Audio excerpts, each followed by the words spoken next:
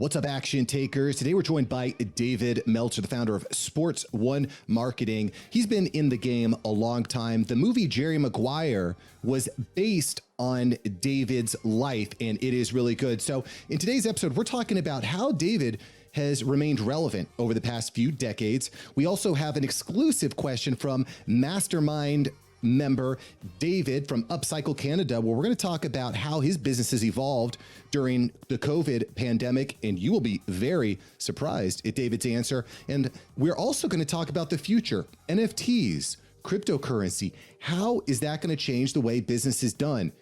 Stick around. Hey, David, welcome to the show. How are you? I am amazing. I'm fired up. I'm so happy to be here and hopefully to provide value to not only you, but of course your audience. Well, I'm sure you will. And I just want to give you a quick shout out. You joined the program about a year ago, and you said something that really changed my life, believe it or not. You made a remark that, Mark, if it takes less than 2 minutes, I just do it right now.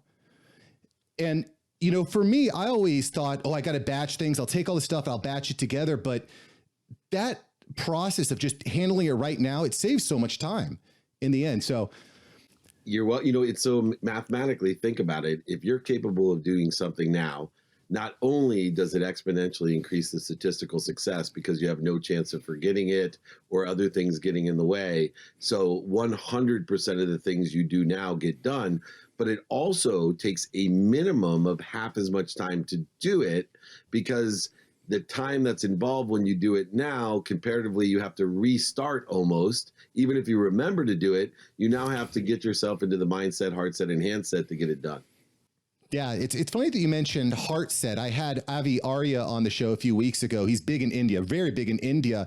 And he mentioned that a lot of people talk about the hard work, but he talks about the heart work, you know, and that's kind of interesting that you and him are kind of in the same, put your heart into what you do type of mindset. Well, the subconscious, obviously at the conscious, we need to deal with time, 24 hours of activity that we're given a day, and the efficiencies, effectiveness, and statistical success that we need in the conscious realm. But even for me, one of the latest enlightenments that I have is I always talked about the mathematical equation of luck. What I focus in on, what I pay attention to, plus what I give intention to, which was always what I think, say, do, believe, would equal the coincidences in my life, the mathematical equation of luck. What I was missing is what you just mentioned is not only what I think, say, do, and believe is intention, but what I feel, the heart set, actually exponentially expedites what I want in the mathematical equation of luck to create the coincidences I want in my life. So feelings exist in the subconscious, which is a vibrational superior brother to your conscious, allowing us to communicate even more effectively with the quantum, the unconscious competency that we're not even aware of. So I think that feelings is a conduit, the emotions, energy emotions, to all that we desire in this pragmatic world. Wow. So this is really interesting stuff. And listen, if you're listening to this, don't feel free to back it up. Hit the rewind to listen to that again. I know I will. And so one of the things that you bring up, Dave, and something I've been thinking about a lot recently as I'm working with podcasters and business owners and whatnot, and my daughter, who's 5, is it strikes me that there's this tendency to whine and complain about the problems that we have as opposed to looking at the solutions. And, I was listening to Patrick Bet David the other day, and he was talking about the importance of affirmation and giving yourself that positive vibe. What you put out, it comes right back at you, right? Do you feel like, do you do anything like that in the morning? Do you look in the mirror and say positive things to yourself? Is that part of your daily routine?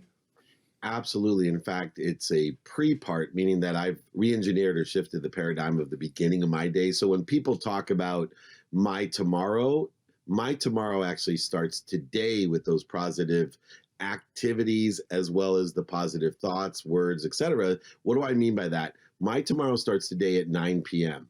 I have a very strict unwinding routine. I call it a positioning of recovery and access. And in that aspect, I'm telling myself, no alcohol, no drugs, no caffeine, no nicotine, no anything, no negative conversations, no worrying, complaining, agitation. But more importantly, I'm reaffirming I am happy already. Mm. I am healthy already. I am wealthy already. I am worthy. And what I want to do is figure out through my recovery and access what I'm doing to interfere with it, thus creating a new plateau in the morning, a new baseline that I also can use as an indicator that I am getting off of my higher self, off of my trajectory. In other words, shifting a paradigm from trying every day, to push a boulder to the top of the hill, to get healthy, get happy, get wealthy, get worthy, but instead to start my day the night before by putting my mind, body, soul in a position of recovery and access so that when I arise at 2, 3, 4 a.m., whatever time it is, I now am plateauing with a new potential, a new baseline that I can utilize to determine what am I doing to interfere with my higher self, not trying to go get it. So I want to kind of expand on that just a little bit, Dave, because one of my, I guess, goals for this year was to try to cut out the bad content, right? There's content that just, it's kind of like a drug. You get used to it and you fill in your head with stuff that's not really positive. It's not moving you forward. And so I've been really intentional on the content that I listen to, the people that I engage with. By the way, David does give free trainings away every Friday at dmeltzer.com. So I'll put links below. If you're vibing with this, you want to fill your head with the right stuff, that's a good place to start. I'm just wondering at night, David, when you're going to bed, when you're giving yourself the I am, I will, this positive affirmations, are you consuming any sort of content at night? Like, what are you listening to? What are you putting in your head when you go to sleep? Yeah, it's so interesting because I want to unwind. So I'll either just very positive audiobooks, like a Michael A. Singer's Surrender Experiment, and luckily I've been doing this 16 years, so I only have a few minutes before I pass out. I think it's more to make sure I don't have anything interfering with my peace. So anything, ambient music, a light conversation of, with my wife, just also telling her all the things I love about her, or love about my life, or love about my family. But I'll listen to, Wayne Dyer, just something that's going to sink in and turn off on an alarm or a time setter. I usually only set it for 5 or 10 minutes at the most if I'm listening to something. If it's TV, it has to be something mindless and stupid. That's just ambiotic sound to me. It cannot be a scary movie or a deep drama, a disturbing show. Like, for example, my wife, for whatever reason, loves The Housewives. Yeah.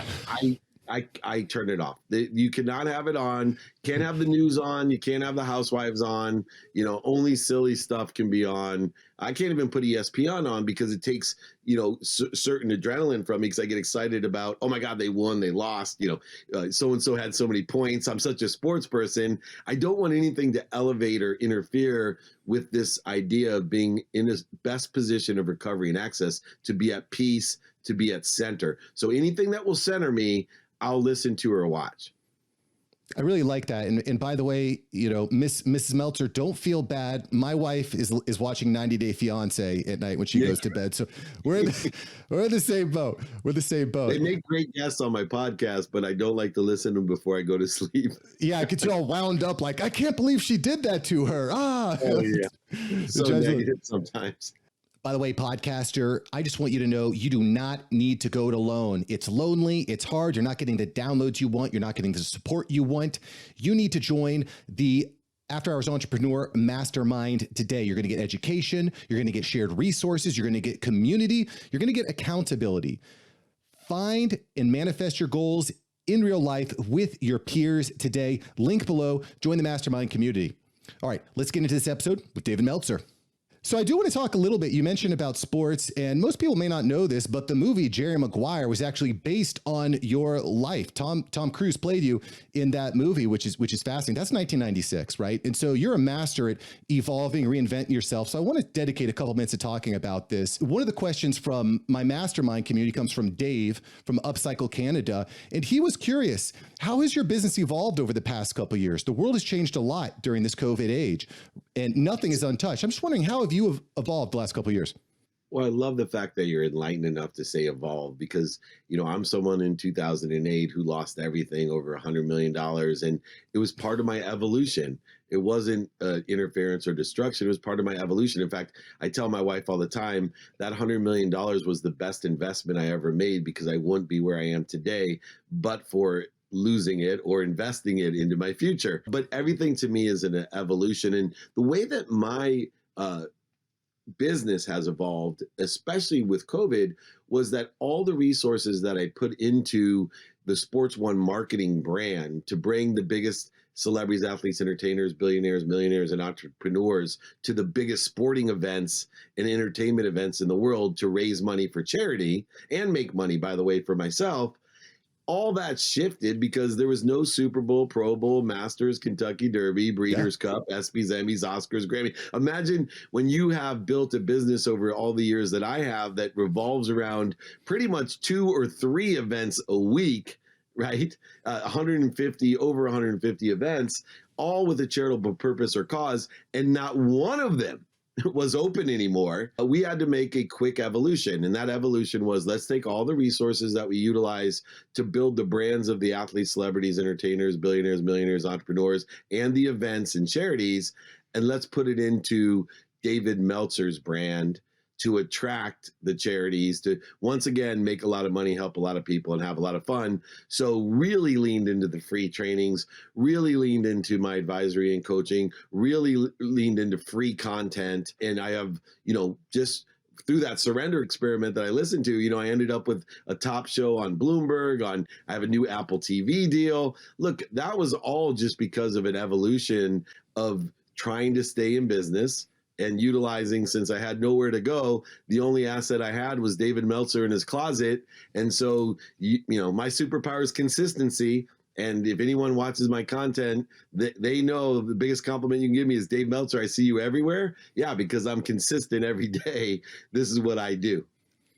So you bring up something that I definitely want to talk about, and that's the Apple TV show, right? Because we see this time and time again. You hear Gary Vaynerchuk, he puts up his phone, he says, this is the TV, and the TV is the radio. And just the way that we communicate is it's dramatically changed, right? Could you just walk me through a little bit of how you decided to merge and go exclusive with Apple TV? Could you walk me just through that a little bit in your mindset?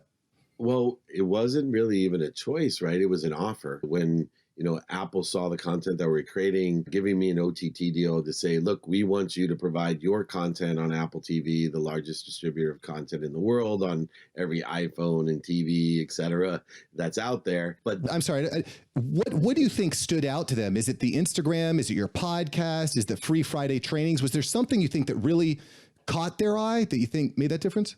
Yeah, I think the podcast, the playbook, and then which was at airports and, was really a different type of podcast. And then my office hours show that was on Bloomberg, which was the first late night entrepreneurial show.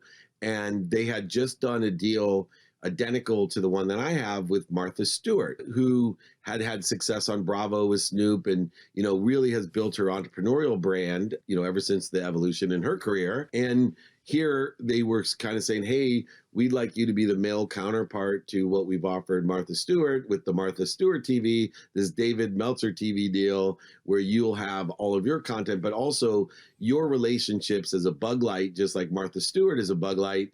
You can start developing different shows from all the people that you're dealing. And we have a huge slate of shows, entrepreneurial shows, that we're going to be putting through the David Meltzer TV, Apple TV deal on Roku and Amazon Fire and, all the places that Apple TV is. Yeah, super, super interesting.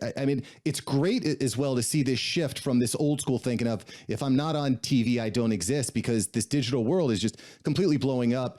And that's another question. I got to interrupt you 1 second, because I think it's important for people to know this, because I had to learn this. I was so excited about the Bloomberg deal, right? Because it's hard to get on Bloomberg TV, to be the first late night entrepreneur show on Bloomberg and even get to be on there. But it's so difficult to be on TV, right? You have to edit everything exactly to their timing and what makes it really nice is to get content. And, if it goes 47 minutes, it goes 47 minutes. If it goes 57 minutes, if you want to throw some product placement or commercial in, you have the liberty, like the open-ended architecture of streaming is so valuable And now that you have the distribution of millions and millions of people, like Gary said years ago, and Gary's one of my co-mentors, I call them, because I mentor him and he mentors me, to be able to see, wow, my kids don't even, like, kids who work for me, by the way, don't even have a cable subscription or direct TV. They laugh at me because I have, cable, satellite, and streaming. They don't even have that, right? Some don't even have a TV. And so I see the future, and that Apple TV opportunity that I have is huge. To be one of the first middle-aged mutant turtles on, streaming is really nice for me. Yeah, and especially in the entrepreneurship space. I mean, it's historically, I think that entrepreneurship has been like solely education, but now we're seeing it turn into more like of an edutainment, valuetainment, Gary Vaynerchuk, what Dave's doing here with the playbook, et cetera. But you speak about the evolution of communication and media. I mean, the metaverse is pretty exciting to me. I don't know. It's like the metaverse, NFTs, any of these new technologies to really get your juices flowing, anything that you're. Oh yeah, there's three, right? Number one is esports. And coming from my background, I'm a founding investor in one of the biggest teams, a franchise, the Toronto franchise with Meta World Peace, Marcus Colston, The Weeknd. That really excites me. Next would be NFTs. And for two reasons, probably not what everybody thinks of when they think of David Meltzer and sports and entertainment, the collectible side of NFT, the experiential side of NFT, which will just be like, baseball cards. Some are going to be worth a fortune. Most of them aren't going to be worth crap. But what really excites me about the blockchain and NFT is fractionalized ownership, democratization of commerce, and the authentication process of transfer of ownership. And when you start realizing the power of these three things, for example, in real estate, you now have a democratized way of having a REIT.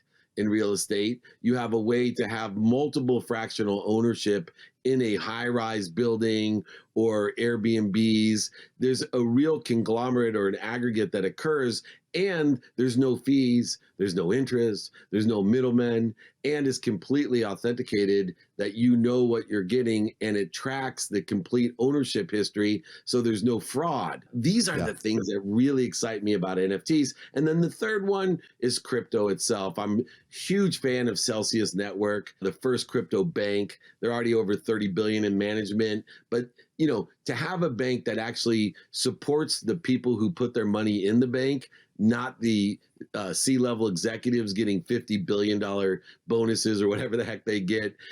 Banks have been making money for years off of fees, off of your money, and under the guise of low interest rates, they pay you like 0.005% on your $1 million that you have in the bank. Celsius Network pays up to 10% on your money on just stable coin, on the dollar, let alone if you want to keep your crypto so you don't lose the upside and make interest on it.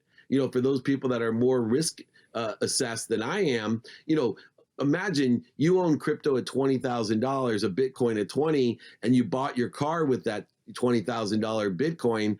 What did that car really cost you when it's at 30,000 today or 36,000 today, when it went up to 52,000 or 61,000? What did the car really cost you? So those people that are perspective of crypto can put their money in a bank, make the interest, which is paid on every Monday, so it compounds. There's no better change in the world than being able to get paid for saving your money. I'm totally with you. And, as of the recording of this, it's a bit of a bear market and things are down. And I saw someone making fun of Odell Beckham Jr. for getting his contract paid in Bitcoin. I'm like, just wait 2 years, wait a couple years.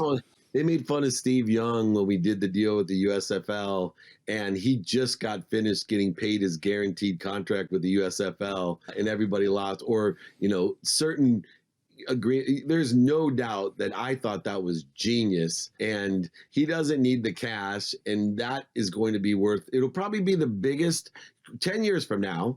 It'll be the biggest contract ever signed, even though they think Patrick Mahomes is the highest paid player. Odell Beckham Jr.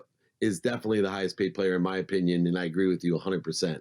Wow, that's a bold statement right there. And listen, everyone, you got to check out what David is doing. If you enjoyed this, you got to be part of the free Friday training at dmeltzer.com. David, thank you so much for joining the show here today. You rock, brother. You rock. Thank you for having me. Remember, everyone, be kind to your future self. Do good deeds. Well said. Well, I don't know about you, but I thought that David brought the heat. I love talking to David. He's just such a giver and an action taker. And I also just love the way that we ended here, talking about the future, what's changing. If there was ever a time to be evolving yourself, now is that time. Cryptocurrency, blockchain, NFTs, I know they sound really scary, but they're important. They're going to change the way that everything works. And again, if you are a podcaster, don't go it alone. It's just, I don't know what to tell you. It's just a mistake. I've made every mistake in the book, and one of them was not surrounding myself with like-minded people. So join the mastermind today. You deserve it. You deserve to have the right people surrounding you. You deserve the resources. You deserve the community, and also the shout outs. Just like you saw here, Dave from over at Upcycle Canada got a shout out on the show because an awesome question. And I hope that will be part of your future moving forward. You deserve it. Smash the link below. Join us. We're meeting on the third Thursday of every month, plus resources throughout the week. And in the meantime, go out, take the action. We'll see you next time on the show. Peace.